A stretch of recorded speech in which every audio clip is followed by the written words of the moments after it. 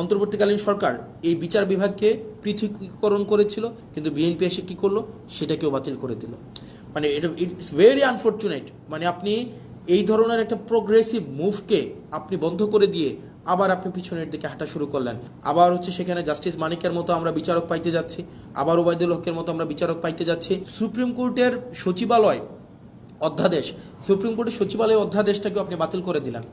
এটাকে আপনি আবার নিয়ে আসলেন আইন মন্ত্রণালয়ের অধীনে। আপনি বলছেন যে বিচার বিভাগকে আপনি পৃথকীকরণ করবেন, বিচার বিভাগকে আপনি স্বাধীন করবেন, কিন্তু সেটাকে আবার আইন মন্ত্রণালয়ের অধীনে আপনি রাখলেন।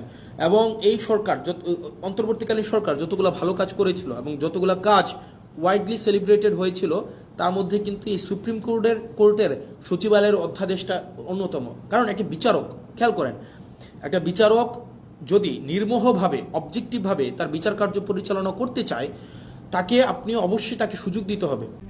RICL TMX, যুগের পর যুগ স্থাপনা থাকে মজবুত। এখন একটা বিচারকের পোস্টিং, প্রমোশন, পদোন্নতি সবগুলো যদি আপনার আইন মন্ত্রণালয়ের উপরে নির্ভর করে, রাজনৈতিক সদিচ্ছার উপরে নির্ভর করে, তখন দেখা যাবে কোনো রাজনৈতিক কোনো বিবাদে যখন বিচারক কোনো একটা রায় দিবেন, সেই রায় যদি সরকারের পছন্দ না হয়, আপনি তাকে সোজা খাগড়াছড়ি পোস্টিং করে দিলেন, বান্দরবনে পোস্টিং করে দিলেন, এবং তাকে আপনি আলাদা বাজেট দিচ্ছেন না তার বিচার কার্যের যে সচিবালয় পরিচালনা করার জন্য। সেই জায়গা থেকে আপনি একটা মন্ত্রণালয়ের অধীনে রেখে, আইন মন্ত্রণালয়ের অধীনে রেখে আপনি কখনোই স্বাধীন, অবজেক্টিভ, বস্তুনিষ্ঠ, নিরপেক্ষ বিচার বিভাগ আপনি কখনোই এনশিওর করতে পারবেন না।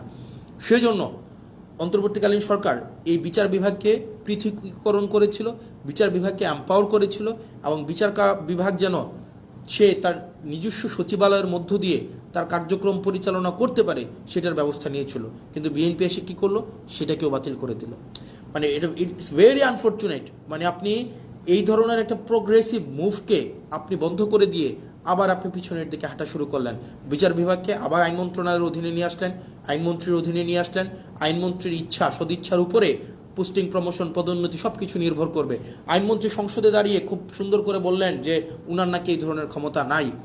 মাননীয় আইনমন্ত্রী, আপনি যতই সুন্দর করে বলেন না কেন আপনার এই ক্ষমতা নাই, কিন্তু এই জিনিসগুলো, পোস্টিং, পদোন্নতি, এই বিষয়গুলো কিন্তু আপনার ইচ্ছাতেই হয়ে থাকে, আইনমন্ত্রীর ইচ্ছাতেই হয়ে থাকে। এবং এটা রেওয়াজ।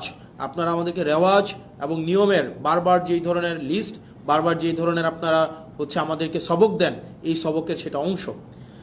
এবং এটার মধ্য দিয়ে আবার আইন বিভাগকে রাজনীতিকীকরণ করা, বিচার বিভাগকে আবার রাজনীতিকীকরণ করা হইলো।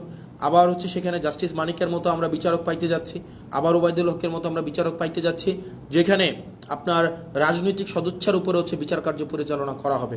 এবং সেটি আমাদের জন্য খুবই দুঃখজনক, এবং সেটা রাষ্ট্রের জন্য একটা ব্যাকওয়ার্ড মুভ।